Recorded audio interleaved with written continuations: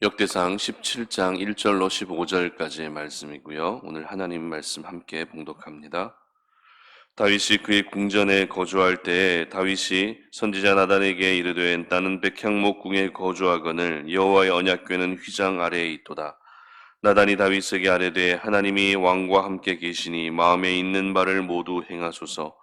그 밤에 하나님의 말씀이 나단에게 임하여 이르시되 가서 내 종 다윗에게 말하기를 여호와의 말씀이 너는 내가 거할 집을 건축하지 말라. 내가 이스라엘을 애굽에서 올라오게 한 날부터 오늘까지 집에 있지 아니하고 오직 이 장막과 저 장막에 있으며 이 성막과 저 성막에 있었나니 이스라엘 무리와 더불어 가는 모든 곳에서 내가 내 백성을 먹이라고 명령한 이스라엘 어느 사사에게 내가 말하기를 너희가 어찌하여 내 백향목집을 건축하지 아니하였느냐고 말하였느냐 하고 또한 내 종 다윗에게 이처럼 말하라. 만군의 여호와께서 이처럼 말씀하시기를 내가 너를 목장 곧 양떼를 따라 다니던 데에서 데려다가 내 백성 이스라엘의 주권자로 삼고 네가 어디로 가든지 내가 너와 함께 있어 내 모든 대적을 내 앞에서 멸하였은즉 세상에서 존귀한 자들의 이름 같은 이름을 내게 만들어 주리라.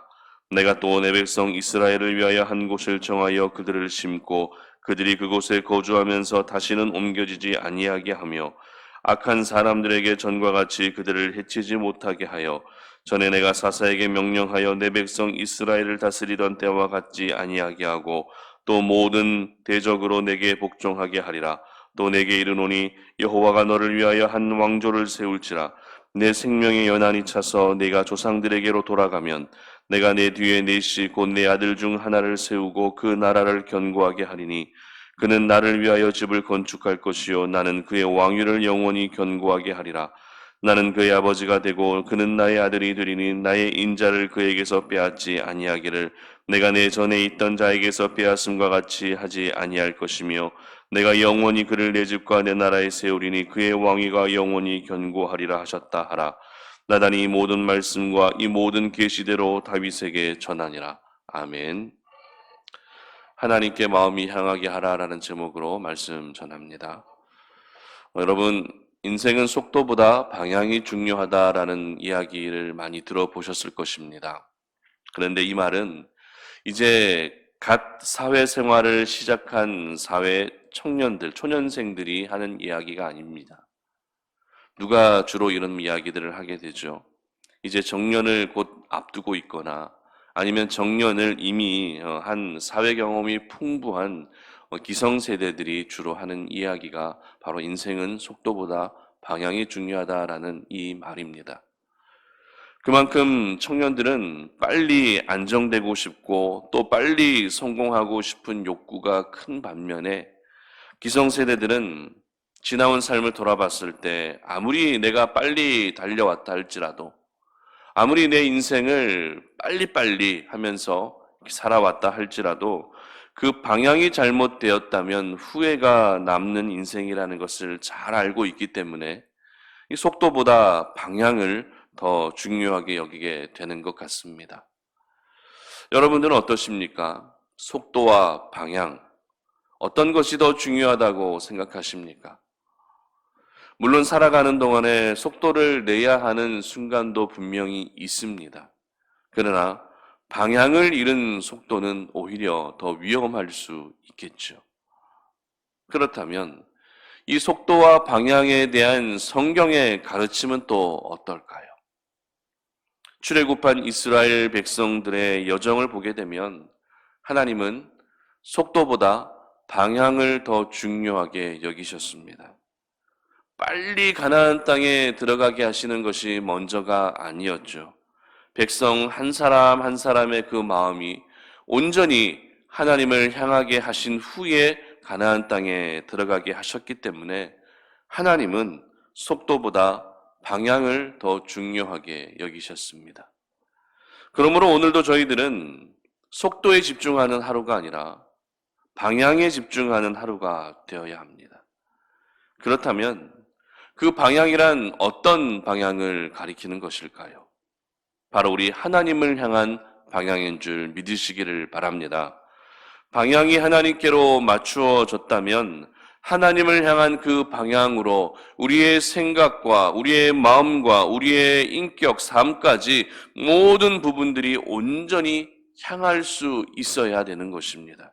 왜냐하면 우리의 마음이 하나님을 향할 때 하나님 역시 저희들에게 그 마음을 향해 주시기 때문입니다.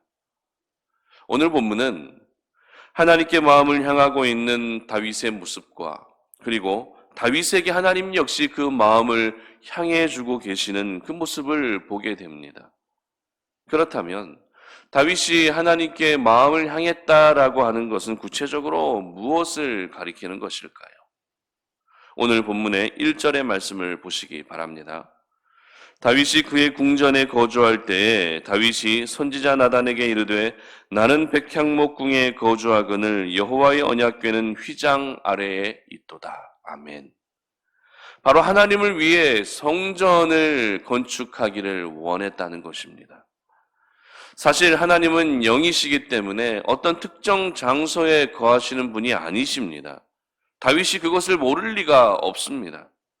그런데도 하나님을 위한 성전을 짓기를 원했다는 것은 하나님이 영이시기도 하지만 또 인격을 가지신 분이시기 때문에 언제나 하나님과 더 가까이 그리고 하나님과 더 함께 하고 싶어하는 다윗의 그 마음이 반영된 것이었습니다. 만약 다윗이 신앙이 없는 사람이라면 이렇게 성전을 건축하고자 하는 그 모습이 어리석어 보일 수 있습니다. 하나님은 영이신데 굳이 왜 성전을 건축하느냐라고 주변의 모든 사람들이 다윗을 이상하게 생각할 수도 있다는 것입니다. 그러나 다윗은 누구보다도 뜨거운 신앙을 가지고 있었던 사람입니다. 그렇기에 성전을 짓고자 하는 그 모습이 오히려 어린아이와 같은 순수함으로 보여지는 것이죠. 이처럼 다윗은 성전을 통해 그 마음을 하나님께 향하고 있었던 것입니다. 그렇다면 반대로 하나님께서 다윗에게 마음을 향하게 하셨다라는 것은 구체적으로 어떤 것을 가리키는 것일까요? 본문 7절부터 15절에 기록된 말씀이 바로 이와 같은 하나님께서 다윗을 향해 마음을 향하고 계시는 그런 내용들을 기록하는데요. 그 중에서 8절의 말씀을 한번 보도록 하겠습니다. 8절 보시면 네가 어디로 가든지 내가 너와 함께 있어 내 모든 대적을 내 앞에서 멸하였은즉 세상에서 존귀한 자들의 이름 같은 이름을 내게 만들어 주리라. 아멘.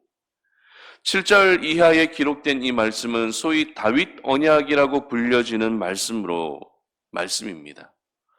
다윗 개인의 인생을 책임져 주실 뿐만 아니라 다윗 왕조까지 책임져 주실 것을 약속하고 계시는 다윗의 인생 가운데 매우 중요한 하나님의 그 언약이었죠. 그리고 다윗이 품었던 이 성전 건축을 아들 솔로몬을 통해 이루실 것을 약속하시고 더 나아가 예수 그리스도를 통해 완성되어질 하나님의 나라까지 약속하고 계시는 것입니다.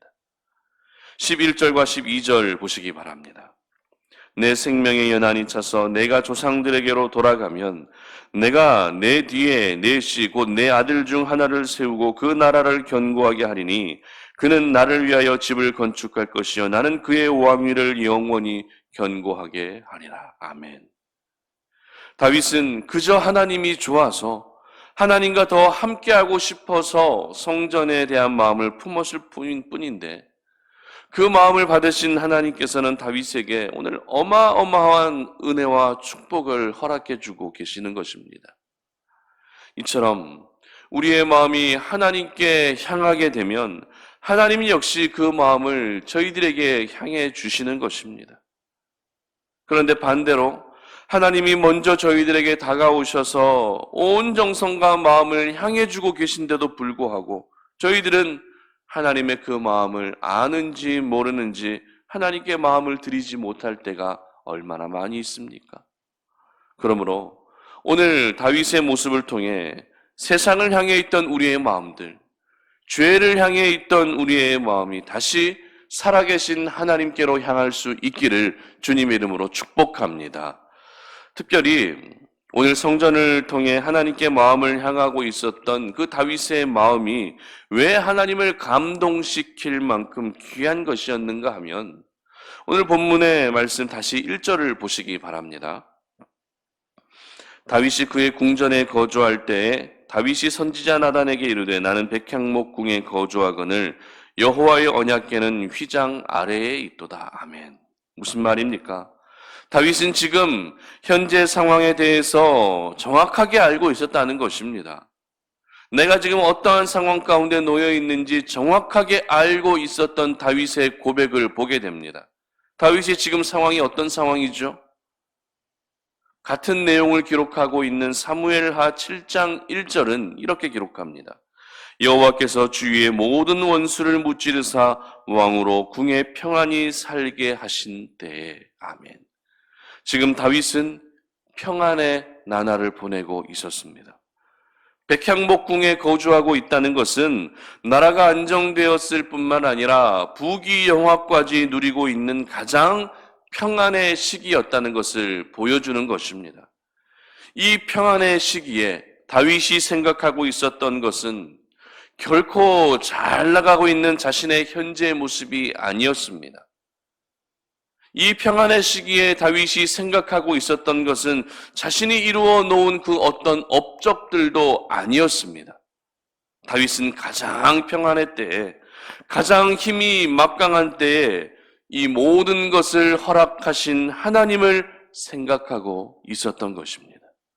그리고 하나님을 향한 그 생각이 성전 건축이라는 것으로 구체화되었고, 그 마음을 하나님이 받으시면서 하나님 역시 언약을 통해 다윗에게 온 마음을 향해 주고 계셨던 것입니다. 오늘날 사회적으로 가장 왕성하고 또 가장 영향력 있는 자리에 앉아있던 지도자들이 줄줄이 무너지는 것들을 볼 때마다 진짜 느끼게 되는 것은 가장 좋은 시기에, 가장 잘 나가는 시기에 우리가 집중해야 할 것은 바로 우리 하나님이어야 한다는 것입니다. 내가 모은 재산에 집중해서도 안 되는 것이죠. 내가 일구어 놓은 어떤 결과물들, 어떤 업적에 집중해서도 안 되는 것이죠. 오직 우리 하나님께 집중해야만 말년이 평안할 수 있는 것입니다. 하나님께 집중해야만 끝까지 타락하지 않고 살아갈 수 있는 것입니다.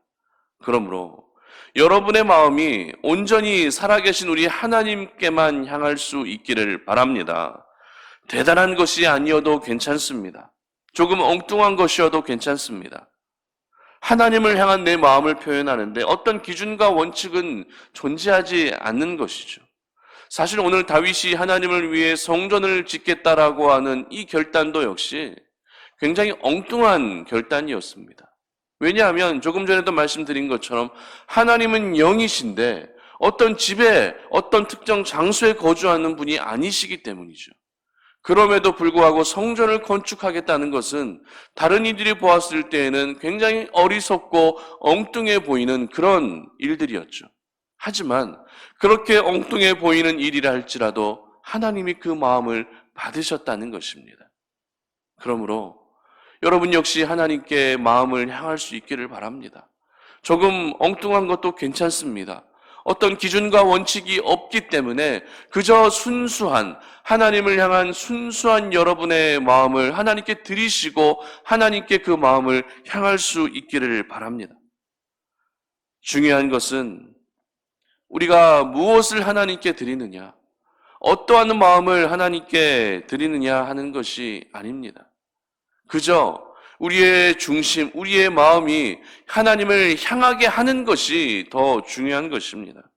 저희들의 마음이 하나님께 향하기만 한다면 하나님께서도 저와 여러분에게 그 마음을 향해 주실 것입니다. 하나님의 마음이 향하는 곳에 모든 어둠의 역사가 사라지는 것입니다. 하나님의 마음이 향하는 곳에 하늘의 평안이 찾아오는 것이죠. 하나님의 마음이 향하는 곳에 결국에는 하나님의 나라가 임하게 되는 것입니다. 우리 송탄오륜의 모든 가족들이 여러분의 마음을 오늘 하루 하나님께만 향하게 하셔서 바로 이와 같은 귀한 은혜를 누리시는 그런 하루가 되시기를 주님의 이름으로 축복합니다. 기도하겠습니다. 살아계신 아버지 하나님 감사합니다. 오늘 이 아침에 우리가 주의 말씀을 기억하며 그 말씀을 붙잡고 오늘도 기도의 자리로 나아갑니다. 다윗이 성전 건축을 통해 하나님께 그 마음을 드렸던 것처럼 저희들 역시 하나님께 마음을 향하기를 원합니다. 하나님께 우리의 모든 중심을 드리기를 원합니다.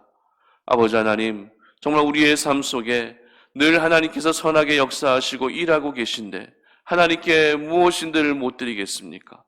하나님께 온전히 우리의 마음을 향할 수 있는 하루가 되게 하여 주시옵소서. 그리고 하나님 역시도 저희들에게 그 마음을 향하여 주셔서 세상이 줄 수도 알 수도 없는 하늘의 평강이 찾아오게 하시고 그렇게 하나님의 마음이 내 삶 가운데 늘 향하여서 주님이 허락하시는 귀한 은혜를 누리며 살아갈 수 있는 우리 성도님들 되게 하여 주시옵소서. 감사드리며 예수님의 이름으로 기도드립니다. 아멘.